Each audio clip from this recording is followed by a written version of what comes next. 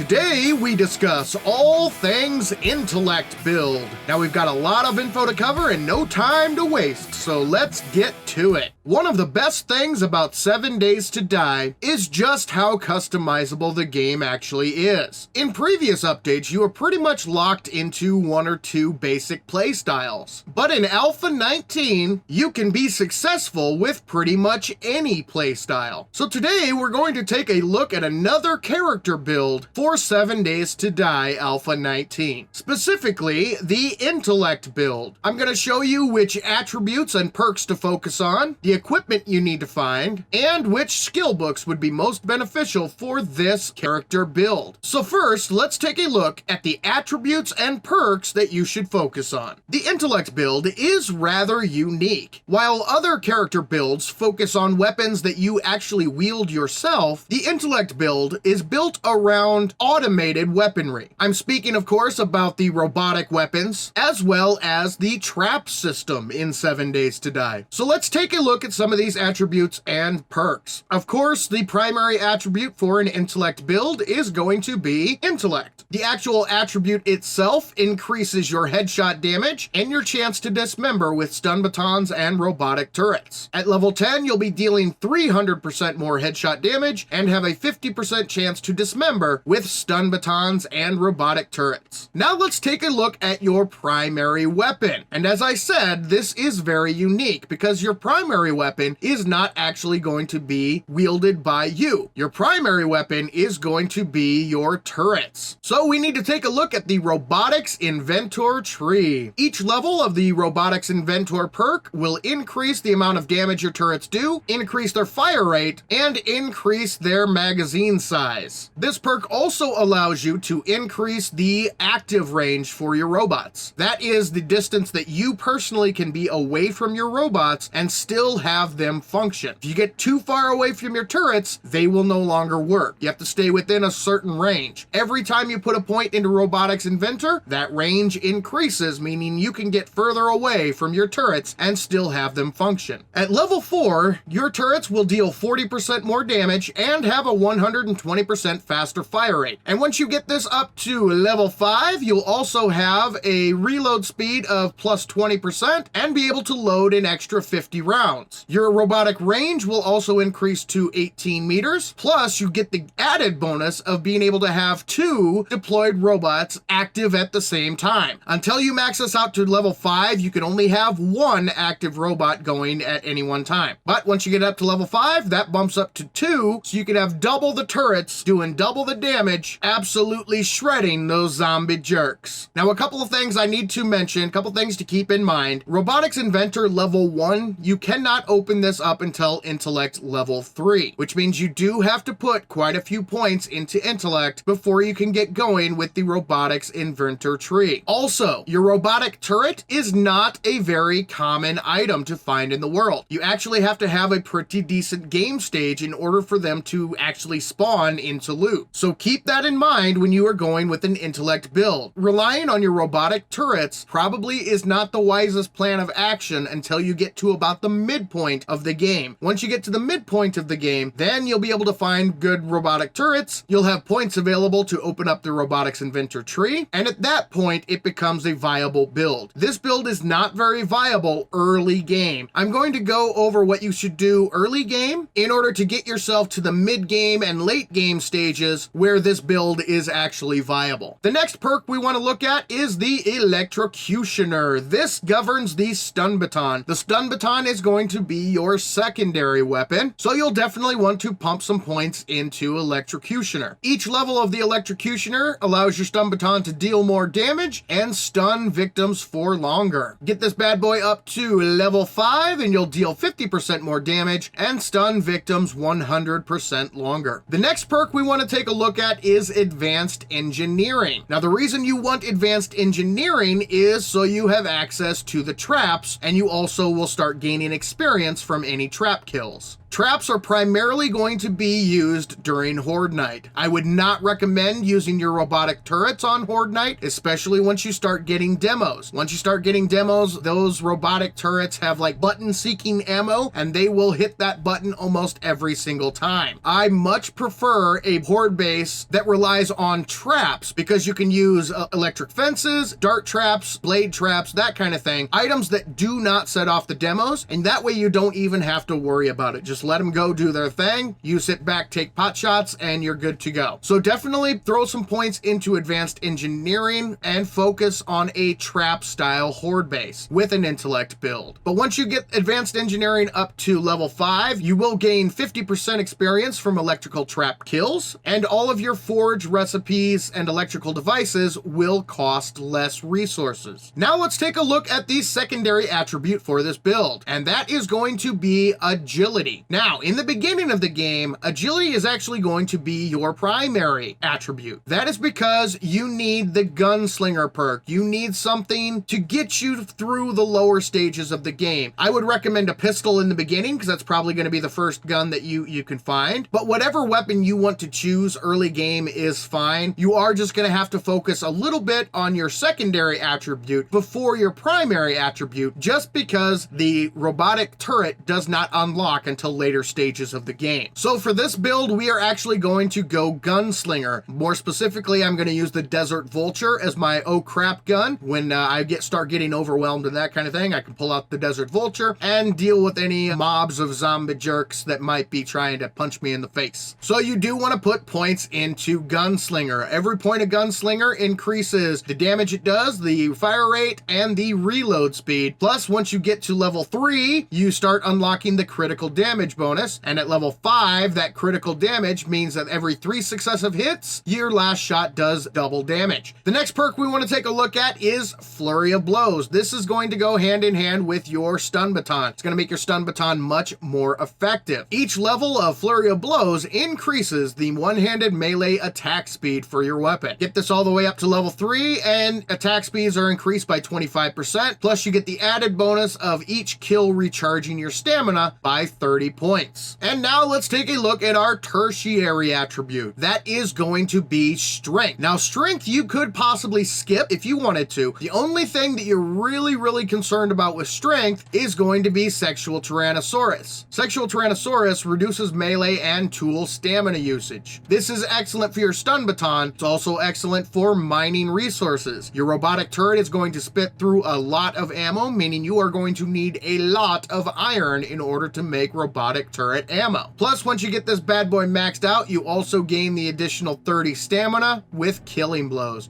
Excellent perk to have, but like I said, this is probably going to be a little bit lower on your priority list. Now, let's take a look at the various book series that we should focus on for this build, starting with Tech Junkie. This book series affects your stun baton and robotic weapons. There are some really good books in this series, and the completion bonus is awesome. Being able to bulk craft robotic ammo can save you a lot of resources. And the next book series we want to talk about is Magnum Enforcer. As I said, for this build, I'm going with the Desert Vulture as my oh crap weapon, so having your Desert Vulture be as good as it can possibly get is definitely the way to go. There are some excellent books in the Magnum Enforcer series that will make your Desert Vulture pretty awesome, and again, the completion bonus is pretty sweet. Not only can you bulk craft ammo, but you also gain the penetration perk with 44 weapons. So be on the lookout for Magnum Enforcer. Now, let's take a look at some of the equipment that you should be on the lookout for with an intellect build. The first and possibly the most important piece of equipment is the nerdy glasses. This gives you +1 to intellect, it decreases crafting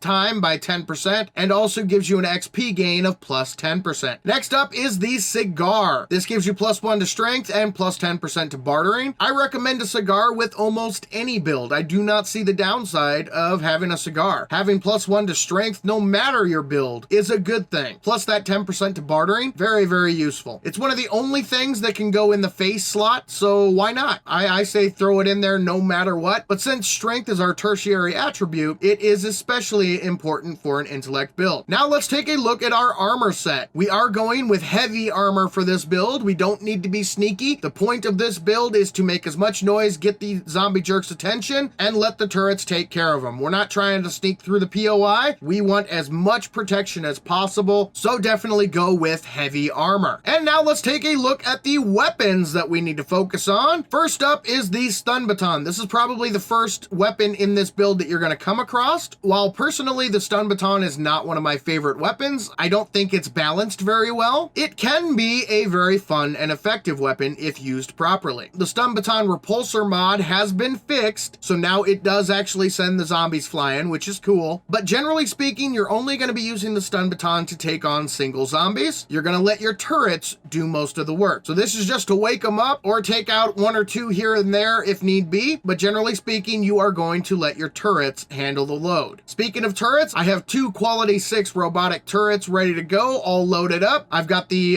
full auto mod to increase their fire rate, cripple mod, drum magazine mod, and the rad remover here. Since we're going to be maxed out to level 5 in Robotics Inventor, we have 2 of our turrets. And the final weapon is our Desert Vulture. This is going to be our, oh crap, I'm getting swarmed by a bunch of zombie jerks, and I need to take care of a bunch of them very, very quickly. You can use any weapon that you like for this. The only reason I choose the Desert Vulture is because I like the Desert Vulture, but you could go with a pistol, or if you want to go down the strength tree, you could go with a shotgun. That works too. Or if you want to go fortitude, you could even throw in some machine guns. But me personally, for this build, I went with the Desert Vulture, although generally speaking, you're not going to have to use it much. You will probably use it on Horde Night with your trap base, but when you're out and about doing quests and looting POIs, it's going to be rare when you have to pull out your Desert Vulture because your robotic turrets are going to be extremely effective at taking down the zombie jerks. All right, ladies and gentlemen, I do believe it is time to go ahead and build this character. So let me throw the skill points into the attributes and perks that we need. We'll get all geared up and I will show you folks what we have. Then we'll head out into the world and I will demonstrate this build in action. And there we are, ladies and gentlemen. Got all the perks and attributes that we need. So as you can see, my intellect is up to level 10. It's actually only up to level 9, but we have the nerdy glasses that bump it up to level 10. We have our Electrocutioner maxed out to level 5, Robotics Inventor maxed out to level 5, and Advanced Engineering maxed out to level 5. In the agility tree, I have agility up to level 7. That gives us level 4 of Gunslinger and maxes out Flurry of Blows. And then in strength, we have strength up to level 7. We actually have it on level 6, but with that cigar, it bumps us up to level 7. That gives us the ability to max out Sexual Tyrannosaurus. So that is what we are working with, folks. I think it is about time to get out in the field and demonstrate this build in action. Now, before we demonstrate the intellect build out in the field, I did want to take this opportunity to say, if you find this video helpful and or enjoyable, join the Sav Nation by clicking that subscribe button and turn on notifications so you do not miss a single one of our tutorial videos. I release videos every Monday, Wednesday, and Friday at 11 a.m. Eastern. But now, let's get back to it. Here we go, ladies and gentlemen. We are going to go ahead and raid this little POI here, and I'm going to demonstrate this build in action. This build is very, very simple. All you want to do is head on into a POI, and immediately we're going to toss down our turrets. Just like that, get them both down in a wide open area or in a choke point, so you could actually even put them on the outside here and funnel the zombies that way. Then get your stun baton out, and now all we want to do is wake up the zombie jerks. Hey Tom, how you doing, buddy? Now, I could just take him out with my stun baton, but I'm actually going to work him this away. Come on, Tom. Come on, buddy. There you go. And it's as simple as that. Lead the zombie jerks to your turrets. Let the turrets do their thing. Once you've cleared a room, go ahead and loot it up. And once you're ready to go, pick up your turrets and move on to the next room. So we're going to come up the stairs here, and I'm going to place a turret here and place a turret right here, right next to it. Get out my stun baton, and now we will clear out this room. Hello, zombie jerks, come on this way. Oh, we got a runner. And it's as simple as that. Lead them back to your turret. Let the turret do its thing. Come on, Tom, you slowpoke. and boom, like immediately drops him. Oh, it is so good. So good. And now this room has been cleared. We can go ahead and grab our turrets. And every once in a while, you do want to top them off. Get them both nice and reloaded and ready for the next room. So now it looks like we're going outside. This would be an instance where you'd probably want to pull out your Desert Vulture or your secondary weapon for that reason alone. Boom, stupid bird. Dead, stupid bird. And we'll go ahead and kill Ron out there as well. So in instances like this, especially when you're dealing with birds, pull out your Desert Vulture. Otherwise, you're really not going to need it much. The rate that the turrets actually get rid of the jerks is insane. So you're really not going to have to use... Oh. And look at that. We had a soldier zombie trying to get behind us. That's all right. And boom, boom. That's why you have 2 turrets. Oh, that was awesome. All right, let's go ahead and pick these back up and we will keep on rolling. Now, I would recommend leaving your turrets down while you're looting, but once you're done looting up the area that you just cleared, pick them up and move on to the next area. Right, this looks like a good spot. We'll throw one down here and throw one down here. All right, so they're coming from this way. Not a problem. Come on, zombie jerks. All we have to do is just wait for them to walk around the corner and immediately get torn to shreds by the turrets. Love it. So we'll pick up our turrets and we move forward a little bit more. Let's put them right here just to get this next room here. Hello.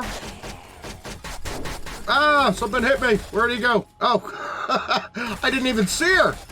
But boom, down she goes. Oh, did she come in from... What are you doing, lady? Let's use a stun baton to take care of her.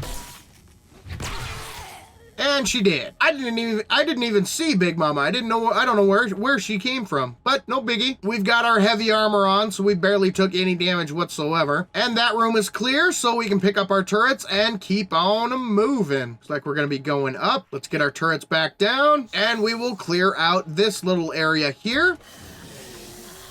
Wake them up and move on back.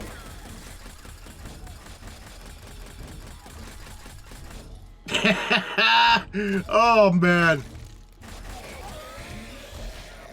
This guy was sleeping. Not a problem. Pick him up and let's keep on rolling. Okay, looks like we're heading back outside. So let's get our Desert Vulture back out just in case we have some stupid birds. And we are coming out to the roof. Oh, I see Puppy. That's all right.